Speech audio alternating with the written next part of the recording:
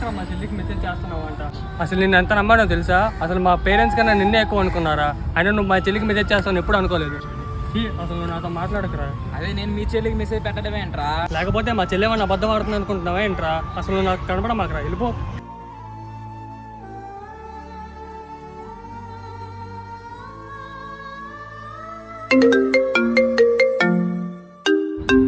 చెల్లి hello. Hello అన్నా, చెప్పమ్మా. నాతో చాట్ చేసింది మీ ఫ్రెండ్ కాదన్నా.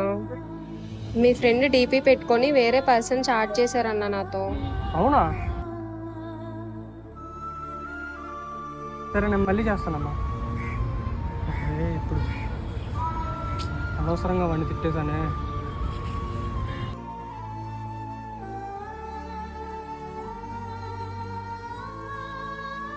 సారీ మావా, మా చెల్లి చెప్పేదాకా నాకు నిజం తెలియదు. పర్వాలేదు మావా, మన ఒంటి మీద గాయం ఎక్కడ తగిలినా నయం అవుతుంది, కానీ మన మనసుకు తగిలిన గాయం అయితే నయం అవ్వదు మావా. సారీ మావా. మన అనుకున్న వారి దగ్గర మన విలువ తగ్గినప్పుడు మౌనంగా ఉండడమే మంచిది.